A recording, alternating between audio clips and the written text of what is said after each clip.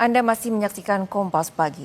Saudara, kisah pilu dialami anak berinisial NS asal Sukabumi, Jawa Barat yang meninggal dunia dengan penuh luka bakar di tubuhnya. Diduga akibat dianiaya ibu tiri. Kini ibu kandung korban melaporkan kasus kematian anaknya ke polisi. Duka masih belum pudar dari sorot mata sang ibu. Lisnawati memantapkan langkahnya mencari keadilan atas kematian putranya yang tewas diduga dianiaya ibu tiri. Meski kasus ini tengah diusut polisi, Lisnawati juga melaporkan mantan suami yang juga ayah kandung korban ke Polres Sukabumi atas dugaan unsur pembiaran, kelalaian dan penelantaran terhadap putranya. Terakhir komunikasi 4 tahun yang lalu nggak ada komunikasi sama sekali. Nggak sama komunikasi sama sekali. Alasannya apa katanya, Bu? Alasannya emang dibatas-batasi sama ayah. Batas. Sering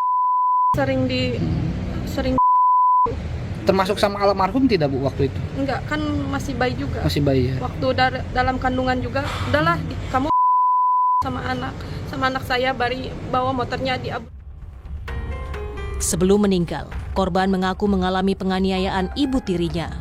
Ibu kandung korban mengaku sudah 4 tahun tidak bertemu anaknya karena dihalang-halangi mantan suami. Amran, kakak Teni, sang ibu tiri menyangkal tudingan adanya penganiayaan terhadap korban. Menurut Amran, korban tak mungkin mau pulang ke rumah jika ibu tirinya kejam.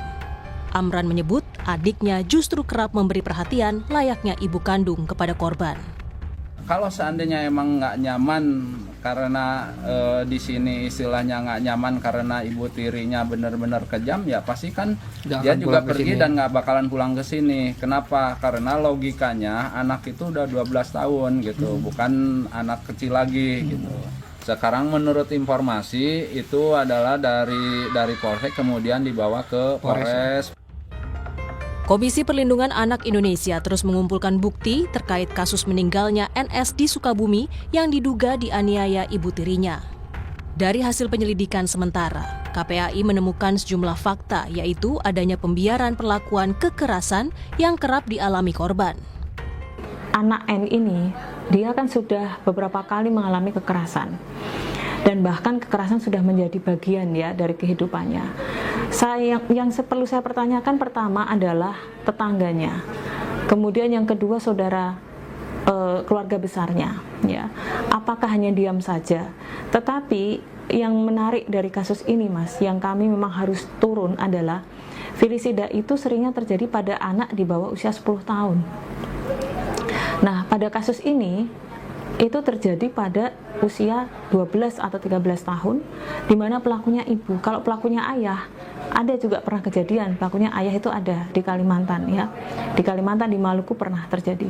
Tetapi karena pelakunya ibu, ini sekuat apa sih ibu ini sehingga anak tidak berani untuk melawan? Kasus kematian anak yang diduga dianiaya ibu tiri kini statusnya telah naik ke penyidikan, namun belum ada penetapan tersangka.